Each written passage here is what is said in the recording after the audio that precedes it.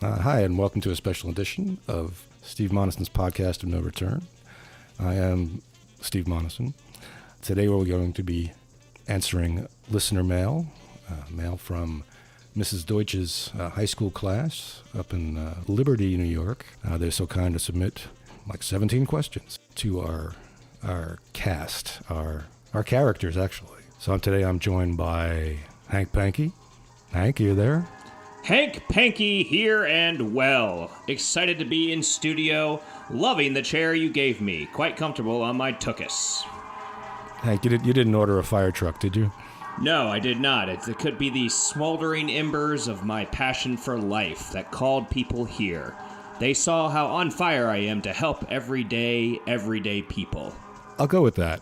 I think that's right on the money. It could be my thoughts burning. And there's Alfonse. Alfonse is with us today. Alfonse Pecorino. Like the cheese. We'll try not to get too cheesy here, but I'm so honored to meet Hank Panky. Oh, it is surely an honor, and I'm glad you recognize it as such. What a joy to meet you, little Alfonse. That's me. Is that you? It is a delight. I've heard many great things about you.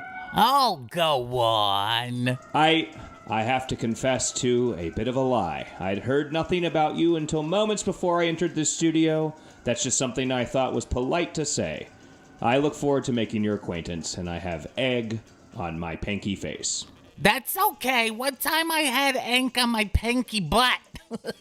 why don't we just dive right into the questions submitted by said youth. Sounds great. Can't wait for them. I'll sit here and wait. Well, Alphonse, the first question is for you, and it is from Mrs. Deutsch. No kidding. Yes. Huh. So she submitted the model question, and here it goes. All right. I will do my best. Have you ever considered elocution lessons, or speech therapy, perhaps? Well, that's a very interesting question. I thought about this many, many times because, I have a cousin. His name is Sticky Fish Sticks. And he got elocuted one time. And I thought to myself, I'm never going to let that happen. Sounds electric. I see what you did there, Steve. I did that. I didn't know what that sound was, but Alphonse, you okay? Do you need some water? I was just thinking about Sticky Fish Sticks. And I got a little gag reflex. Here, take my lettered handkerchief. Oh, look at that. Yeah, here. It's a little monogrammy thing on it. Nice. Hank, is there any truth to the rumor that you visited Hewlett-Packard and stole all those HP handkerchiefs? I have been advised by all of my legal counsel to not answer that question. In the affirmative or the negative. Okay. Rick writes that Hank needs a new pickup line. What do you think? Oh, Mr. Rick? Well, I will say, I'm sure you're referring to, do you know who I am? That one time is not a good barometer of my success with the fairer sex, as Shakespeare himself said. I find that asking people if they know me, Hank Panky, has been... Well, okay, yet again I'm lying. I have egg on my face again. I am just an egg-faced man today. The who I am has not worked.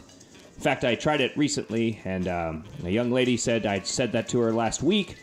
She laughed at me and said, I guess I still don't know who you are. Bet that hurts. And walked away.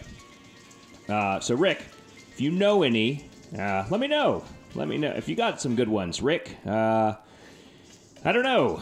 Where are you from? Tennessee? 'Cause you're the only hot one I see at this bar.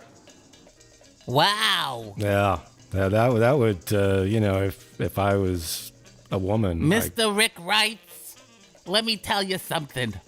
When you ask a question, Hank Panky answers. Absolutely. Keegan writes... Okay, Keegan. This one's for you, Alphonse. Oh, really? Wow, okay, let's do it. Who is the boss, and why would he give you an iPhone? Oh, okay. So, one day I was asking the boss about, taking his little rabbit, which I like to call Hopalong Cassidy. He hates that. But I was telling him I should be able to contact him if something should go wrong with Hopalong. And so he said, "You want an iPhone?" And I said, "What's that?" Because I'm not really technical that way, I understand that these phones are very smart, but they're also very suspicious.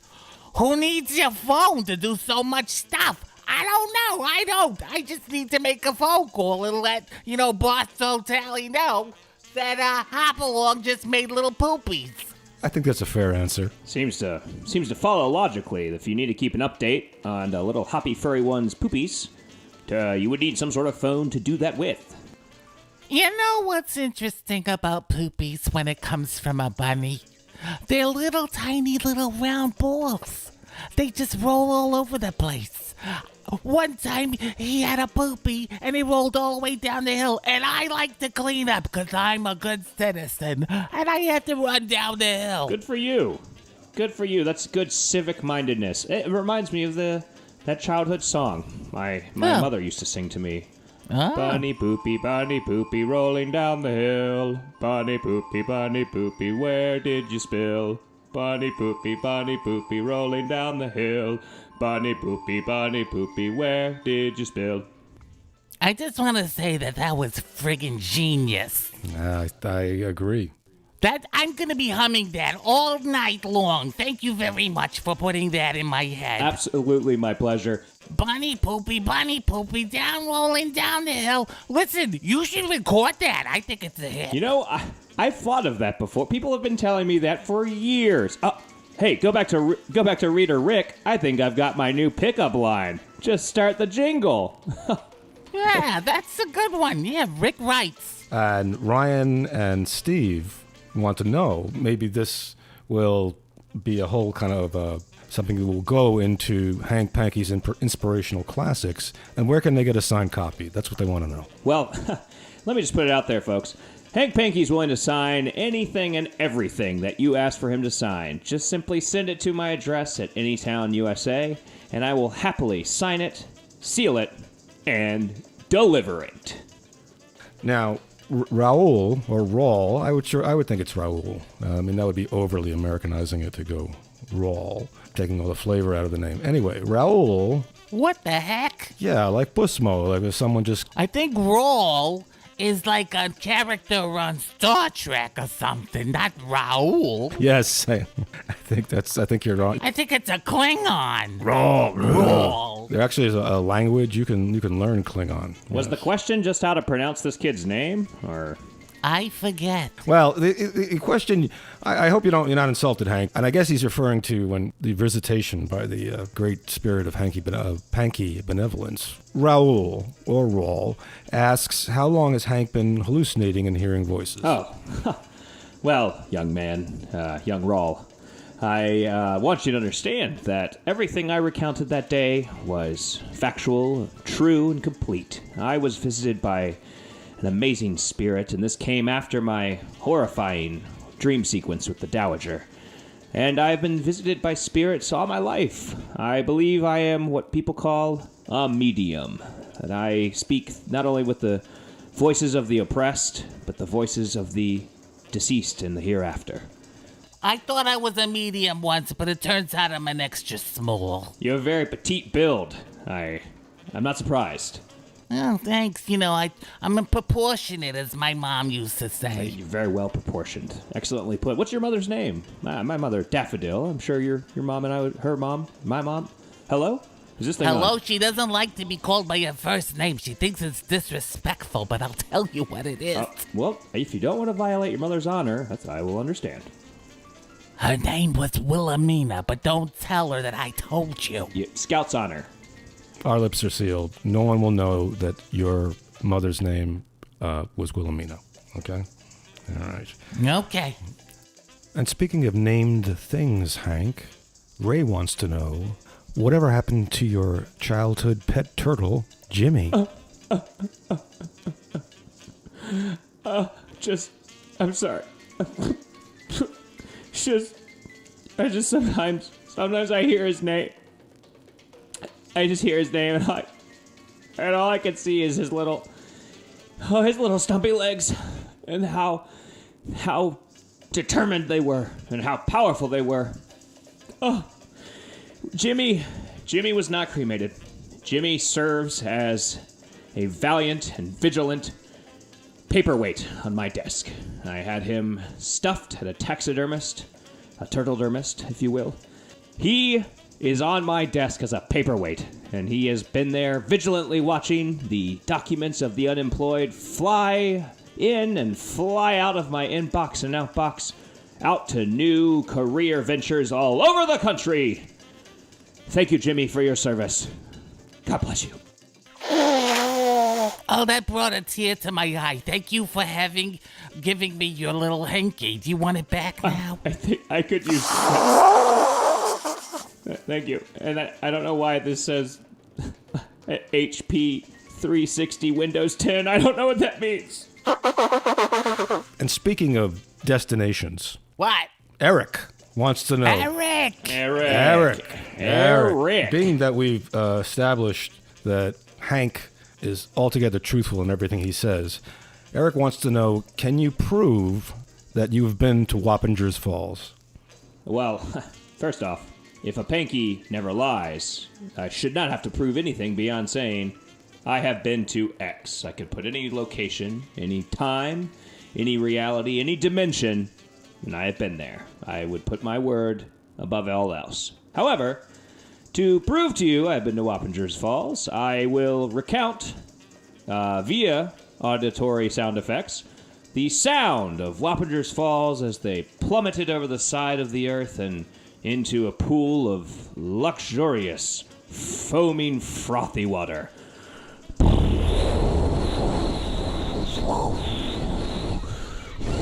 Whoa! These falls! So misty! I'm telling you, I feel moist. That was vivid. Undeniably vivid. Yes. Again, with the power of truth behind the Panky word, we have a way of taking you there and painting the picture. And speaking of people that went places and were friends and were in the plight of mice and men, Kyle wants to know, Alphonse, if you know Lenny. Do I know Lenny? No. Maybe one night he was at the Boxed In Club. Well, is he a bouncer? He could have been. He was big. He was strong. He didn't know his own strength. No, okay. I think I understand where you're going with this. Lon Chaney Jr. Played him in one version of the movie, along with Burgess Meredith played. You are a wealth of information, Steve.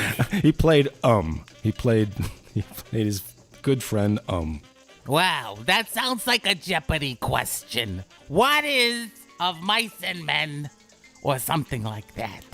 No, I know. I certainly know that. What's his Lenny? Is it Lenny and Jim? No, it's Lenny. Is it Hank? Do you know? Because you know almost everything. Not Squiggy. That was something else. I know for sure it's not Squiggy. Lenny. Yeah. See, it's weird. I want to say Lenny Bruce, but that's just a person. Oh, Lenny Bruce. Yeah, I remember him. He says his name. Lenny says his name a lot. Yeah. Yeah, well, frustrating. George. That was the key. That was the mnemonic device. Yes, thank you, Hank. Yeah. Yes. My aimless wandering through that mental desert brought us to the answer. You're very welcome, Steve. Wait, are we talking about one of those cartoons where the sheepdog talks to the little dog and he's like, "Shut up, your face," and he slaps him? We weren't, but now we are. I remember that from when I was a kid watching the cartoons. It was like some kind of Warner Brothers or something. Like a Bugs Bunny or something. Like that. Yeah. Yeah. Yeah. And you think his name was Lenny? Or maybe it was George. One or the other. There's probably, in the history of animation, some characters named Lenny or George. Moving right along. Well, Busmo is not with us today, okay? Well, that's too bad. Yeah, I know. But, Alphonse, I think you can answer for him. Lucas, not George Lucas, but Lucas. Lucas. Yeah. Lucas is from Italy. Wow, nice. Luca, yeah. Luca. Lucissimo. So he writes, Squantini? Really? I am from Italy, and I find that name offensive and embarrassing for him. Do you think Busmo finds his own name offensive and embarrassing? No, I don't think so. I think it's just an homage to small squash. I mean, right? Busmo is like a farmer, so he comes from a long lineage of farming peoples. I looked this up the other day. It turns out that, simpleton, right? The word simpleton.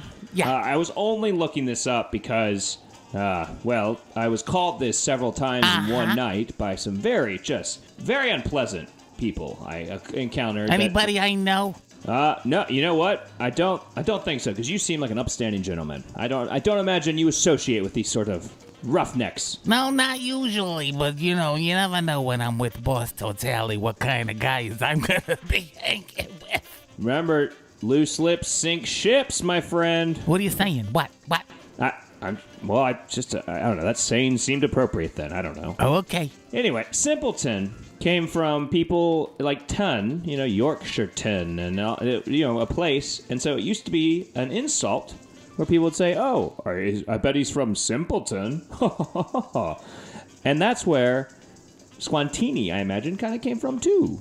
Those are the types of mushrooms, the types of business they did, like a blacksmith. A blacksmith, that became a name, a last name, because the person was literally a blacksmith. Right. Like champagne. Champagne is bubbly wine, but it comes from a region called Champagne. So they call it champagne, but it's really just bubbly wine. Right, and technically, only champagne from Champagne can be called champagne, technically, right? I don't make the rules. I just follow them.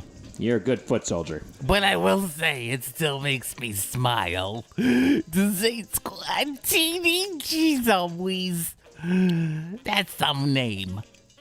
And that about wraps it up for today, but we're certainly not done answering your questions, of which there are quite a few more. We'll get to the rest of Mrs. Deutsch's first batch, along with the episode 8 questions, in another special episode coming your way very soon. In the meantime, subscribe to our YouTube channel, like our Facebook page, like us on the Apple App Store, Spotify, Stitcher, wherever you found us. That way, when there's a new episode released, you'll know all about it right away.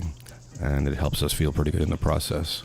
All right, then. Until next time, we all here at the Podcast of No Return bid you adieu.